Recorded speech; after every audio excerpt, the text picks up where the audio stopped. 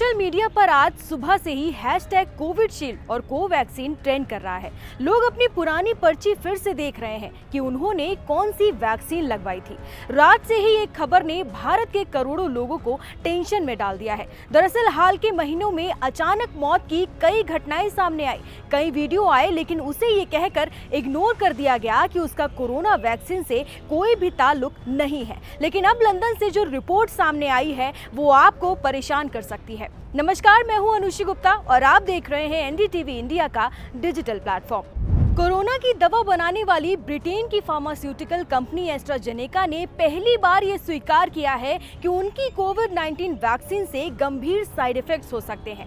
AstraZeneca ने UK high court में ये कबूल किया कि कोविड-19 वैक्सीन से टीटीएस यानी थ्रोम्बोसाइटोपेनिया सिंड्रोम जैसे साइड इफेक्ट्स हो सकते हैं। ये खबर आपके लिए बेहद जरूरी है क्योंकि कोरोना के वक्त कई लोगों ने कोविडशील्ड वैक्सीन तो लगवा ली, लेकिन शायद ही किसी ने इस कंपनी के बारे में जानने की कोशिश की या फिर इस वैक्सीन के साइड इफेक्ट्स के बारे में। इस वीडियो में कुछ पॉइंट्स के जरिए समझिए आखिर अचानक ये वैक्सीन आपके लिए घातक कैसे बन गई। लंदन में कई लोग कोरोना वैक्सीन लगाने से गंभीर रूप से बीमार हो गए। ऐसे ही एक इंसान है जिमी स्कॉट। उन्होंने लंदन हाई कोर्ट में केस कर दिया। एस्ट्राजेनेका वैक्सीन लगवाने के बाद उनका ब्रेन डैमेज हो गया था। अब कोर्ट के सामने एस्ट्राजेनेका कंपनी ने साइड इफेक्ट्स की बात स्वीकार कर ली है। ब्रिटिश कोर्ट में कंपनी ने पहली बार ये माना है कि उनकी वैक्सीन लगाने से खून के थक्के जमने जैसे क्लॉटिंग जैसे दुष्प्रभाव हो सकते हैं। शरीर में खून के थक्के जमने से ब्रेन स्ट्रोक और दिल का दौरा पड़ने का खतरा बढ़ जाता है। इसे टीटीएस यानी थ्रोम्बोसाइटोपेनिया सिंड्रोम कहते हैं। गौर करने वाली बात यह है कि जिमी स्कॉट समेत अन्य मरीजों के मामलों से थ्रोम्बोसाइटोपेनिया सिंड्रोम के साथ थ्रोम्बोसिस नाम का रियर साइड इफेक्ट की बात सामने आई है। इस सिंड्रोम की वजह से ब्लड क्लॉट और प्लेटलेट काउंट घटने जैसी समस्याएं होती हैं।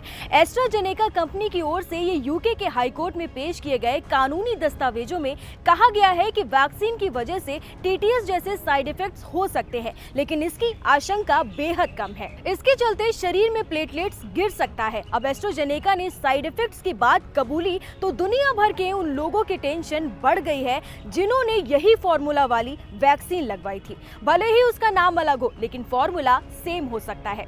एस्ट्राजेनेका की इसी वैक्सीन को भारत में कोविडशील्ड के नाम से उतारा गया था। यहाँ भारत की company serum institute of India ने एस्ट्राजेनेका से मिले लाइसेंस के तहत इस वैक्सीन को प्रोडक्शन किया था।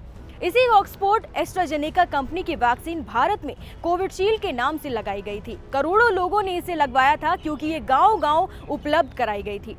अब जब ये खबर सामने आई तो लोगों के एक बार फिर से डर सताने लगा है। लंबी कानूनी प्रक्रिया के बाद एस्ट्राजेनेका कंपनी ने साइड इफेक्ट्स की बात कबूली है। अब सवाल उठता है कि आगे क्या होगा। अगर कंपनी कुछ खास मामलों में वैक्सीन की वजह से गंभीर बीमारी या मौत होने की बात मानती है तो उसे भारी मुआवजा देना पड़ सकता है।